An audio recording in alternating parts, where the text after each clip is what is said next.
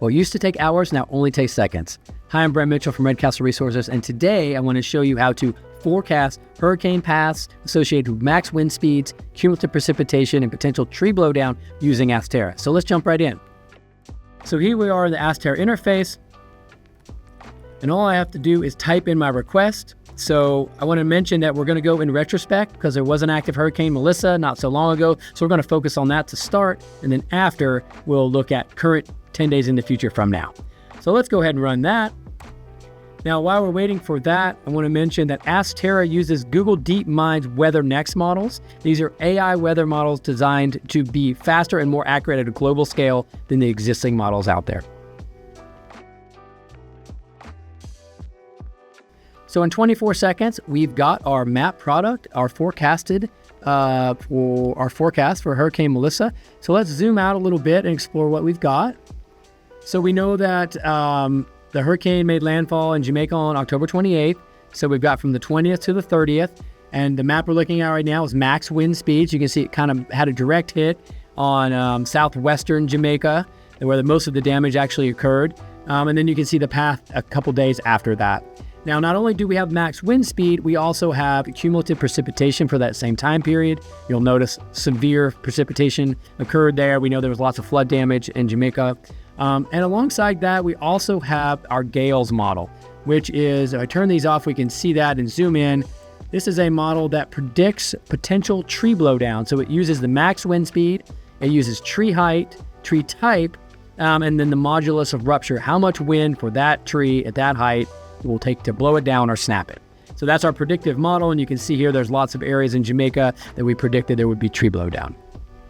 So not only do we have the map product, we've come over here to the left, we have our just conversational panel. So not only do you get the product, but you get an explanation of your map product. So you can see here it kind of reviews it, talks about the map covers Jamaica, what is the region, why did it chose the dates, why do those dates matter? Because we know that it was a Category 5 hurricane that hit Jamaica on the 28th.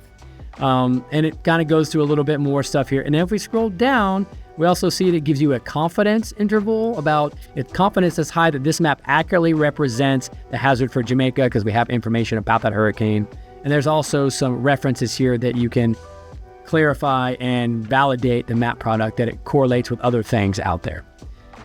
So now let's maybe look at today into the future. So to do that, it's very simple. We just say forecast. Let's do max wind speed again. For the US, forecast max wind speed for the US for the next 10 days. We got caps lock on there, but that's okay.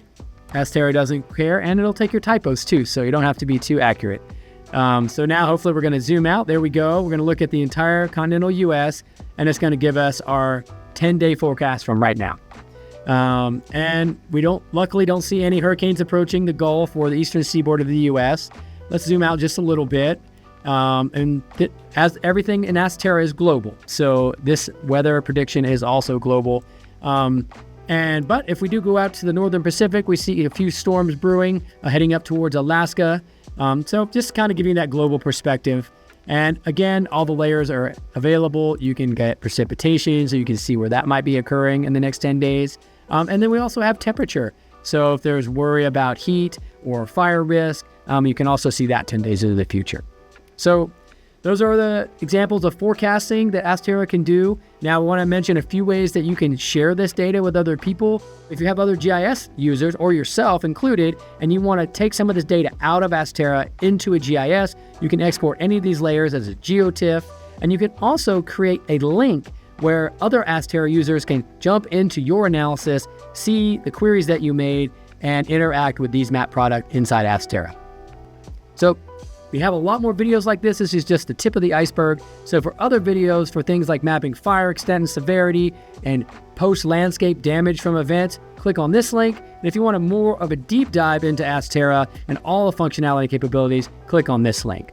Thanks. See you next time.